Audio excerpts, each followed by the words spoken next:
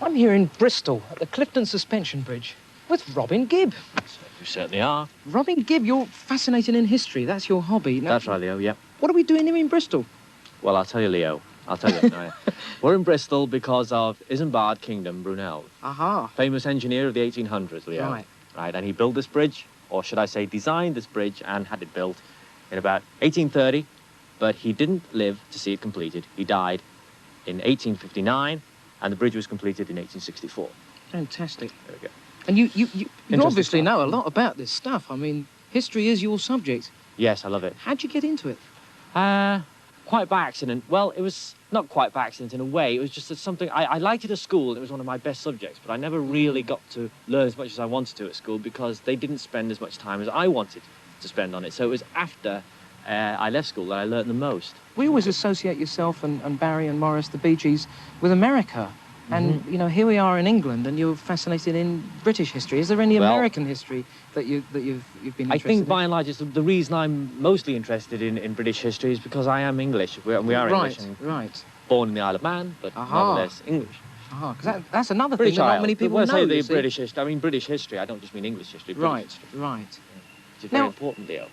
As you well know. Who was your... Do you think... I mean, was Brunel one of your favourite characters through history? It's not so much that Brunel was one of my favourite characters. He's a very important part of Victorian history, British history, and as such, it's very important if you're going to know about history to know about Brunel.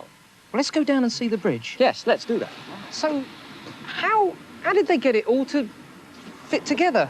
How did they build it? I mean, there must have been in different sections or something. Different parts. They built it, each part as they went. As you can see, separate parts here, and the bolts here you can see on the ground. They built in different sections. Almost, they had one part finished. I suppose as they went, I mean, you can see actually how they actually did it. There's the lines across the bridge. So you know, they couldn't really build because it's not supported at all. This bridge, it's fully suspended right across. And another thing, you're probably wondering why it's so narrow. Yeah, Go on. As well, the cars. I mean, surely they didn't have cars in those days. No, they didn't have the cortinas and things like that. He didn't even count on the cortinas.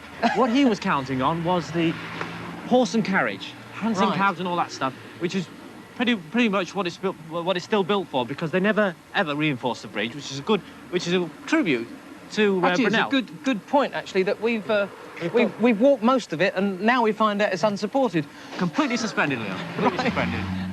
Yeah. Well, I think I've really learned something today. You've learned a lesson, Leo. Facts that I never knew before. I know. And if you think that this was absolutely fascinating, then let me tell you there's something down there that's probably 3 times more fascinating, Leo. Twice, 3 times more? If not equal. And would you like to have a look at that, Leo? Yeah, why don't we go and see that now? Would you like to come now? Right. Good, this way. OK. Here we are. On the SS Great Britain. That's right, one of Brunel's great achievements, and this was built in 1839 and launched in 1843. It did a lot of voyages to Australia. Did its first voyage to New York in 1845, in fact, by the way. And from then on, it went on to Australia in... How many days did it take to get to Australia? 52 on this ship. And then it kept doing it until eventually it ran aground in the Falklands and stayed there until it was brought back in 1870. And they actually towed it in here. That's right, yeah. Yeah, and the Preservation Society, they're looking after it, Restoration Society. Doing it now. They are doing it all up, and most of it is done. I think there's some masts missing up and there. it's going to look, they're going to try and make it look as if as like the day it was launched in 1843. And we've got the rules for the passengers from the... That's right, if you were a passenger in 1843, you wouldn't be allowed any hay. Oh yeah, travelling to Australia. 52 days. And look at the rules, Leo. It says, number 1 here, every passenger shall rise at 7 a.m. unless otherwise permitted by the surgeon. That's right, yeah. And there's another one. Down, getting you out of bed. Unbelievable. It's amazing, isn't it? Now, this is first-class passengers. What did they pay to travel on here? 70 guineas. So if you were a first-class passenger... That's a lot of money in this day. You have to roll up your own bed, sweep the decks, including the space under the bottom. And you wouldn't get any breakfast until that was done. That's right. And you'd have to take out your mattress and air it over the railings of the deck. It says on Sunday the passengers must muster at 10 a.m. and they will be expected to appear in clean and decent apparel. The day to be observed as religiously as circumstances will admit. Why don't we look around? Let's have a look around. Yeah, there's lots to see. Come with this lad. Over here. Right. Yes. This way, Leo. Right. Careful of the legs. OK. Just on the bridge. One of the first bridges, by the way, this one. Really? Yes. First ship's bridge. And one of the first ships to use metal rigging, is that right? That's right. The first, because beforehand they used to use hemp. you see. But this enabled the ship to, you know, different angles and better support for the mast. He was a great engineer.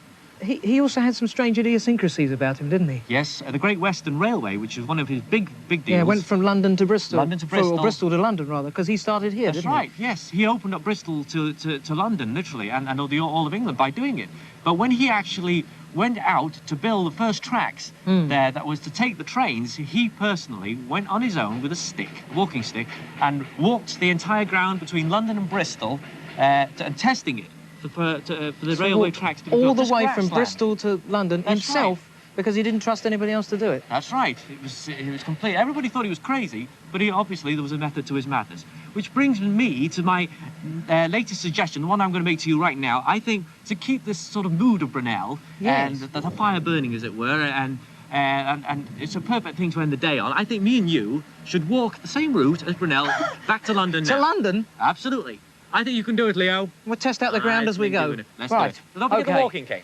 Is it far to London, then? No, it's about 500 miles, I think, sort of roughly. You know, you can up for it. Do you think we'll get there? It's only about 150. It's all right. I was only joking.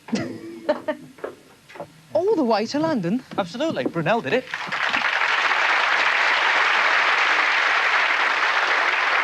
Ladies and gentlemen, Robin Gibb!